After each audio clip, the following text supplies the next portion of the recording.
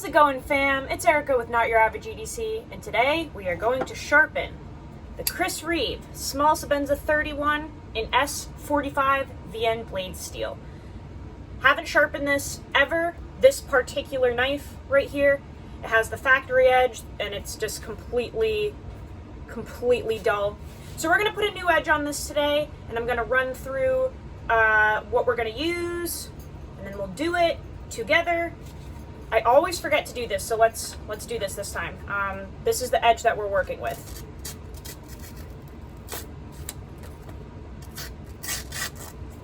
Pretty rough. I wish I had like other paper here to actually show you, but there's just no edge. It's literally like a butter knife. You can rub my finger on it. Okay, so way too dull to strop back. This actually needs a stone. So we're gonna do this together. I'm gonna lower you guys down, show you what we're using, and then we will get to work. Let me bring you guys down here a little bit. Bear with me. Let's see.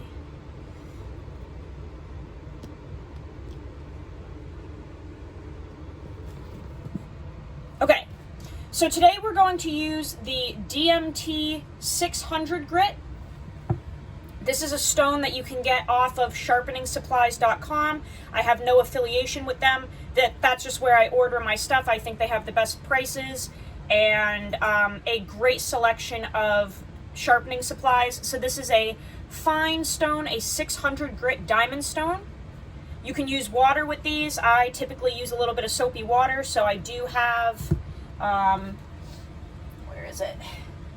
I have my spray bottle here. This just has a little bit of Dr. Bronner's soap in it, not too much, but we're just gonna let some water sit on this for about a minute. And it just helps the knife kind of slide across the surface with less friction.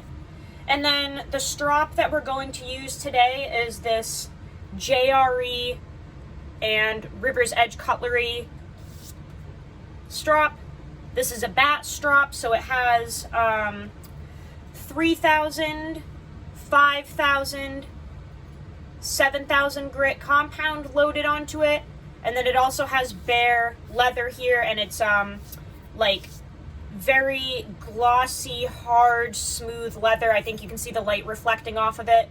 It's not the fuzzy stuff, it's really hard. So this is the strop that we're going to use today after we get a good edge on our blade.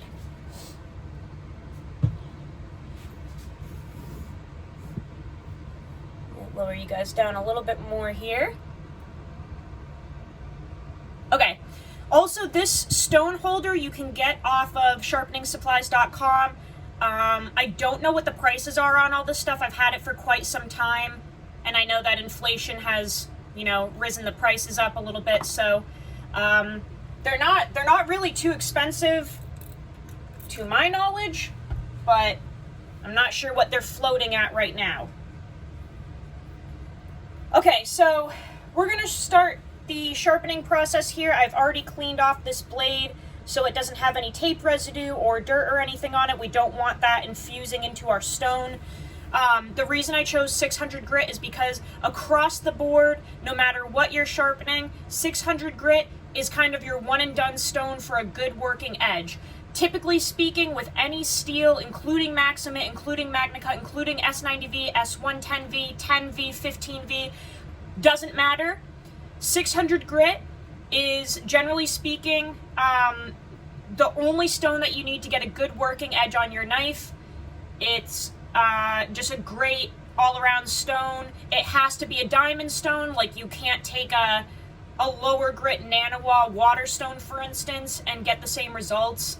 You have to use diamonds on some of those exotic higher-end steels. So I really like having this in my sharpening supply lineup because this is just what you need for basically everything.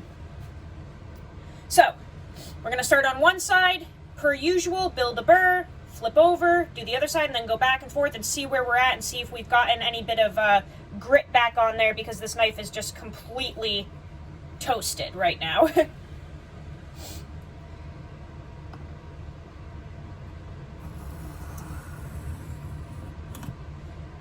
like I said, this has the factory edge, so this is a convex edge on here, and in this process we are removing that convex edge essentially, because this is a completely flat surface and this is not like a belt grinder or anything, so this is going to really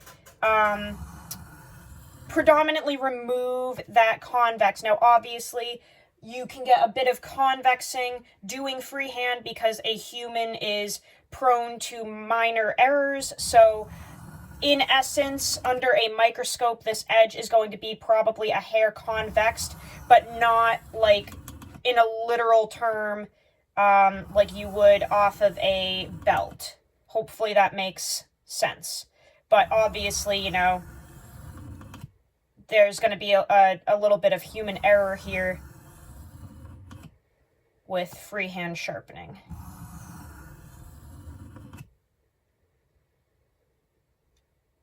And this might take a little bit, like I said, because we're removing that convex, so it's just going to take a hair longer to build up that burr.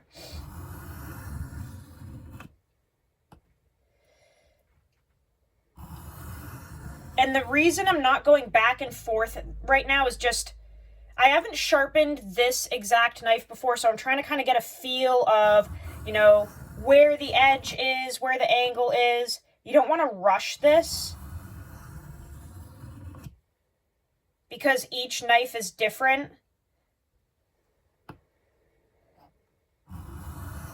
So I'm kind of just trying to get a feel of how this knife wants to work on the stones,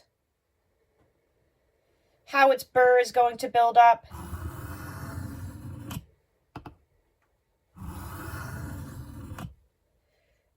I typically won't do the back and forth, like, reprofiling until I really understand that particular blade. Because once you start going back and forth, once you start doing this whole deal, I don't know, I feel like you have a little more wiggle room for error. So typically when I'm getting to know a knife, I'll kind of just take it slow, check the edge almost every pass just to see like how it's responding. Especially because different steels will give you different levels of feedback. It really just is a learning process. Okay, so we've definitely got a burr on there. It's not as strong as I want it in this particular area, so I'm just going to work that a little bit more because I want it to be a completely even burr before we switch over to our other side.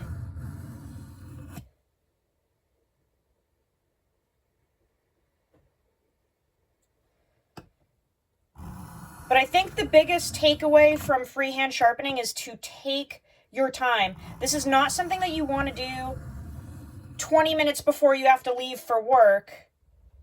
You know, like this is something that you want to really take your time on.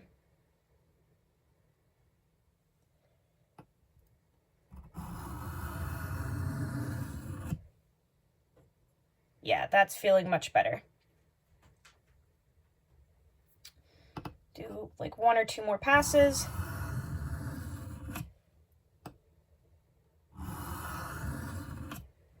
And then I'm also going to just kind of look at my edge here. So I can feel that the burr is completely built up, but I am seeing that right at the heel here, the scratch pattern from the factory is still there. I don't know if the camera's going to pick it up. So I do want to just remove that really quick before I flip over. That's why you want to feel for a burr, but you also want to be looking at your edge and seeing how it actually looks. Because the scratch pattern is going to tell you quite a bit. And I can see right here, you might even be able to see it in the camera, like there's a dull spot. And that's because the rest of the edge has polished up with the 600 grit, and that factory part right there has not. See that? It looks different from the rest. It's not uniform. So I do want to just hyper focus on that for a pass or two and just really make sure I don't move on until that's completely worked out. So always check your edge with your eye.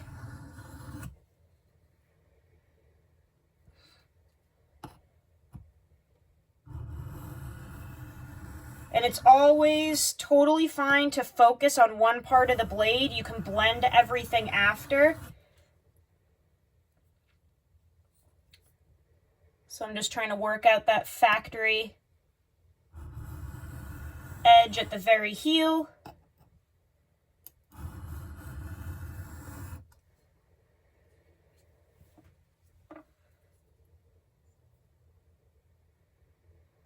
It's almost there.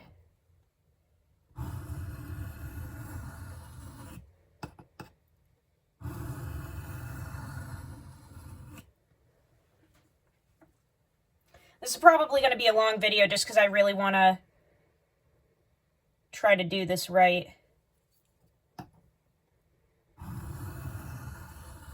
But I think it's important to show kind of like non-edited versions of how sharpening really goes.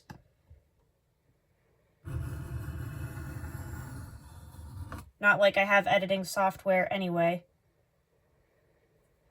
That little heel area is definitely being a little bit fussy.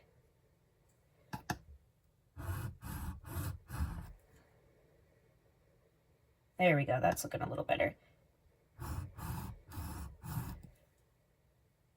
Okay, I like that much, much better.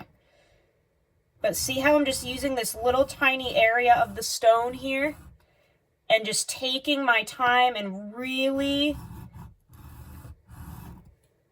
making sure that it's perfect or almost perfect before I move on. Okay. I like how that looks. I'm feeling that I have a very strong burr throughout the entire edge. I'm really liking how it's looking completely uniform now. Okay, so we are going to switch. What I want to do real quick is just put a little more water on because we've kind of worked through the water that we had on there. So we'll do that. And then also, I'm going to try to kind of gently knock off that burr before we start actually sharpening. Because I don't want to like break it off in an aggressive manner. So this is just what I do. You don't have to necessarily do this, but it's kind of like peace of mind for me. I'm going to gently knock off this burr by doing like a couple of stropping passes, and then we'll start sharpening. Because I don't want to just dive right into sharpening and blow off that burr, because we really do kind of need that to create a crisp apex. So I just like to take it nice and easy, take our time, gently kind of knock that off, and just build up a nice clean apex. So I'm going to do just a few very light kind of stropping passes here. And I'm not applying any pressure. I'm only using the weight of the knife. And I use my other hand just to guide. I'm not pushing down. I'm not applying any pressure, just super lightly knocking that off a hair. And I can feel that it hasn't been knocked off up here, so I'm just going to really focus up there a little bit.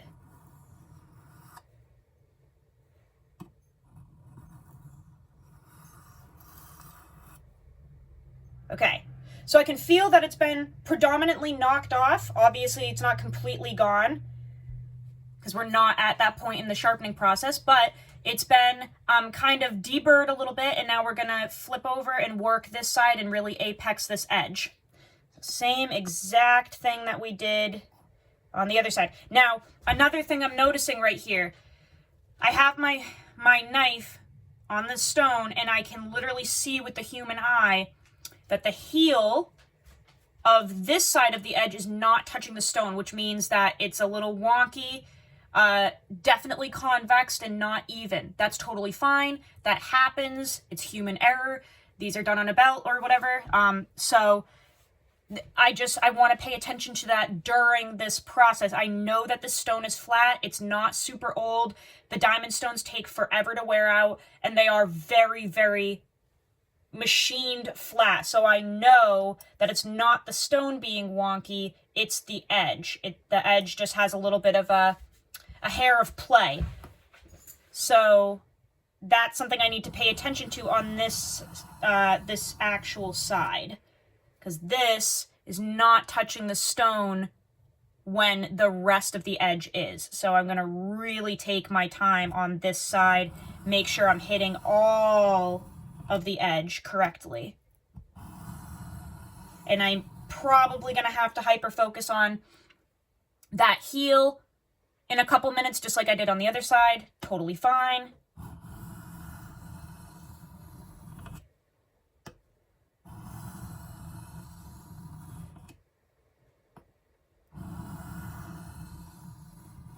And per usual, I think it's really important to teach yourself to sharpen with both hands.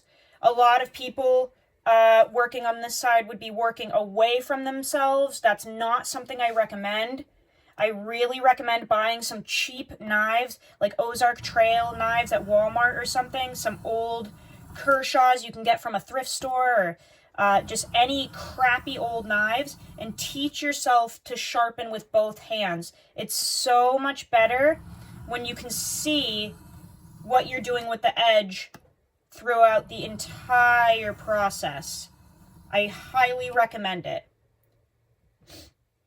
All right, so we have a very strong burr already. I'm going to look at my edge here real quick.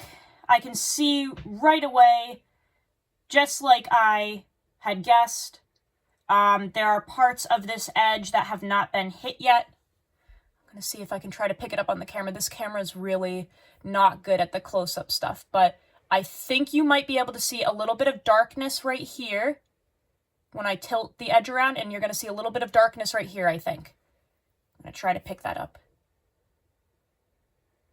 See how right here and right up there it's not reflecting the light the same way as the rest of the edge? That's because that's still the factory pattern right there. Because like I said, this edge is kind of wonky. So we're going to focus on those areas and try to make this a little more uniform before we start doing our back and forth strokes. So I'm just, again, nice and easy, focusing on those trouble spots that are not at the same, they're not at the same part of the progression as the rest of the edge, and that's totally fine. This is really normal, guys. When you have like hand sharpened knives that have been done on a belt or some type of surface that's not flat like this, it's totally normal to have a little bit of that like wonky edge, and you can very easily work it out. Don't worry about it. You just have to take your time.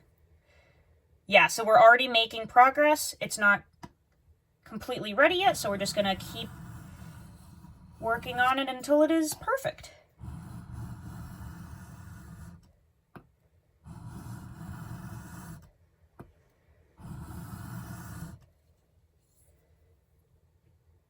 Yeah, that's looking much better. So I really want to try to pick that up. Come on.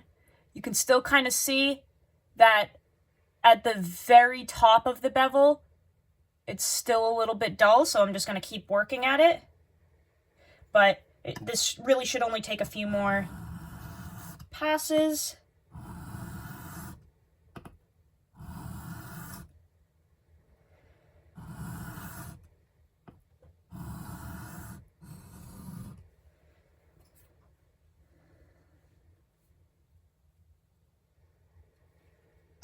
All right. So I think I'm going to just blend this a little bit, and then we're going to really try to dial in that apex. Also, you'll notice see how my hands are turning gray? That means that we're removing material, which is good. You want to be doing that, and we have a little bit of a gray slurry here on our stone. Another good sign. Sharpening, the whole point of using a stone is to remove material. A strop is for when you do not want to really remove material. This is for when you have like a serviceable edge that you're just gonna refresh basically. This is something you use when specifically your knife is a complete butter knife and you literally need to remove material and rebuild an apex to get the knife to work again.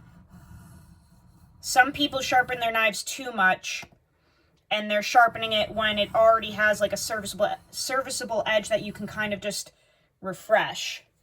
So I just want to make that clear. There's a huge difference between sharpening and stropping.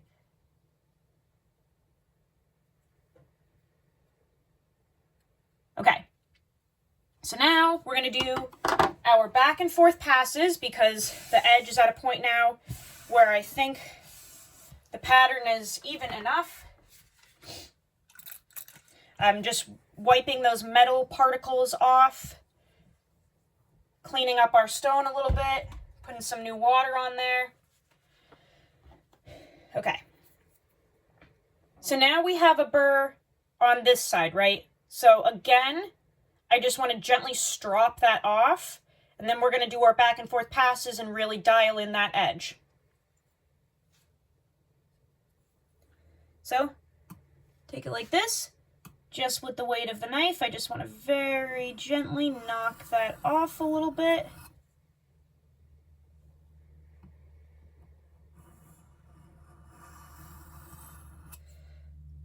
Okay, and now we're gonna go back and forth. And again, really no pressure with any of this, guys. This is very much just using the weight of the knife, letting the stone do the work for you. A good quality product will do the work for you. You shouldn't be like fatiguing yourself sharpening a knife, stressing out. Shouldn't be a big ordeal.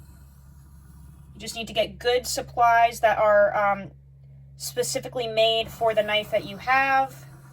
And this whole process should be very relaxing, therapeutic, and fun.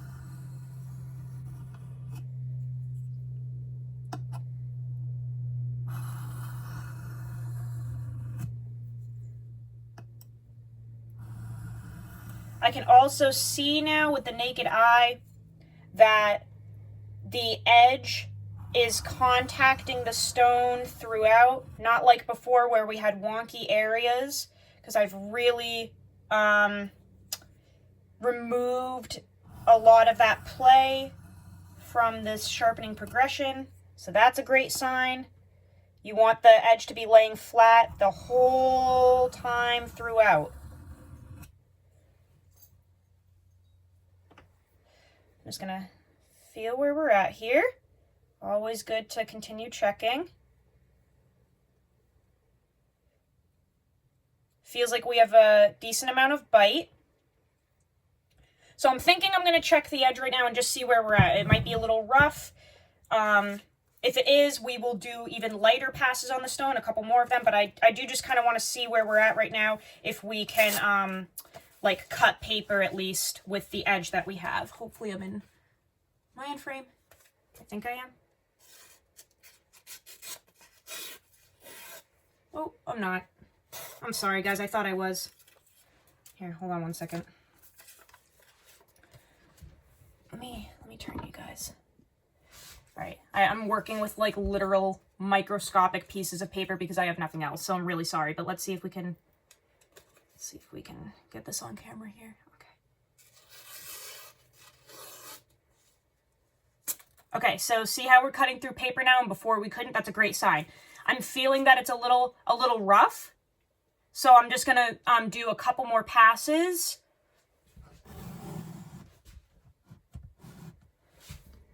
See if we can just get it a little less rough.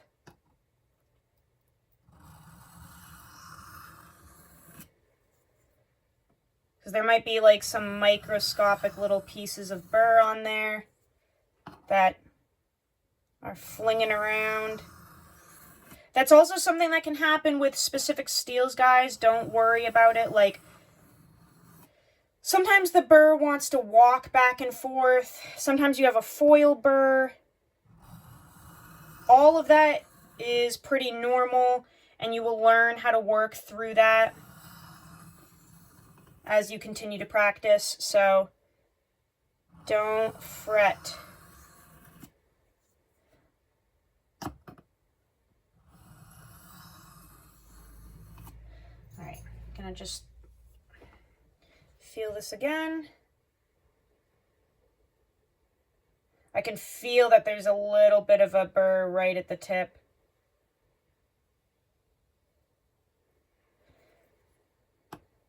On this side.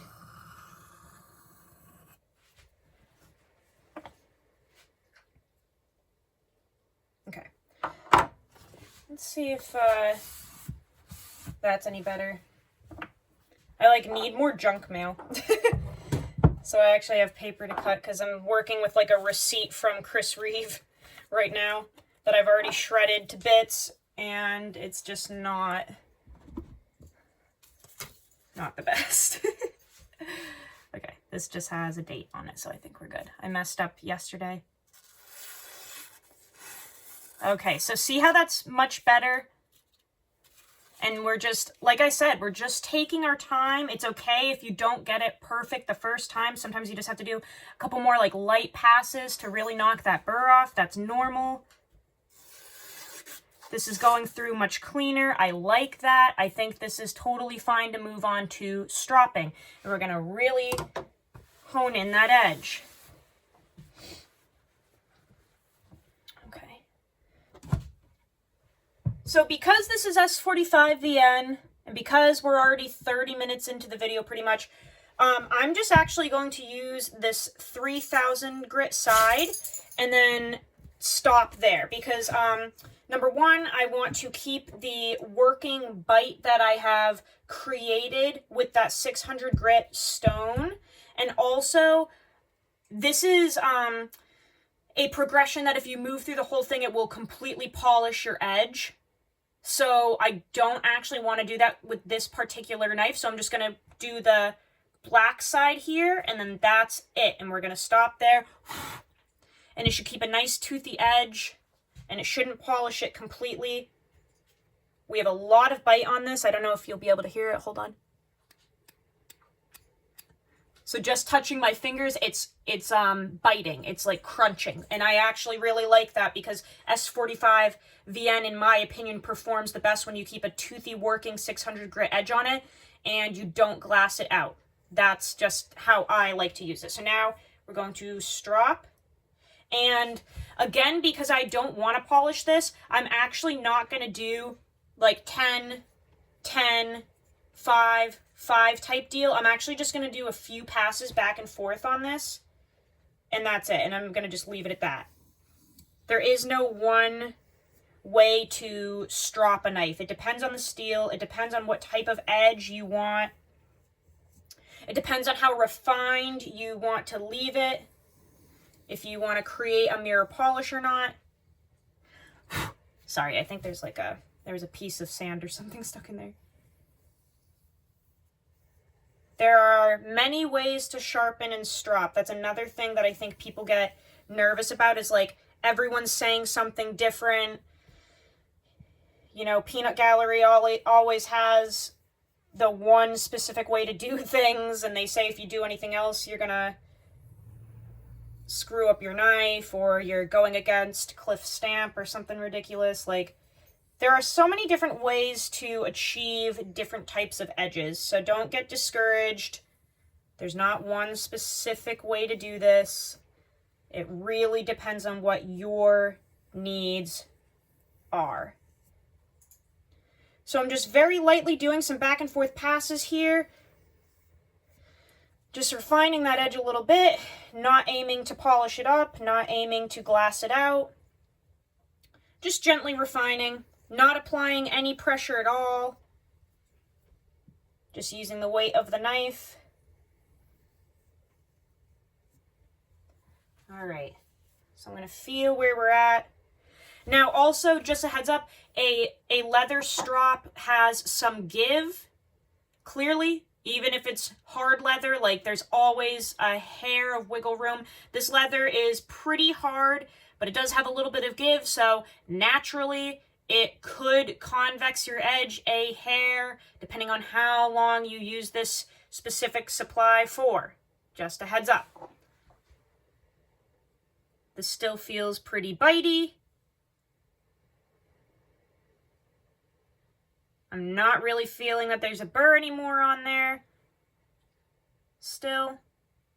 And the reason I'm saying that is because sometimes you can build up like a micro burr on specific strops, so it's just something to pay attention to. Just because you moved to a strop doesn't mean that you do not have the capability to build a burr. There are some pretty hard strops out there loaded with some pretty gritty compound, and you actually can build up a micro burr on a strop. It is possible, so it's just something to pay attention to even though you're done with your stones. It's not going to be a huge burr like on a stone because these aren't meant to remove material and move it in that sense, but it can happen. Okay. Just for the hell of it, let's do a couple trailing passes on this bare leather just for funsies.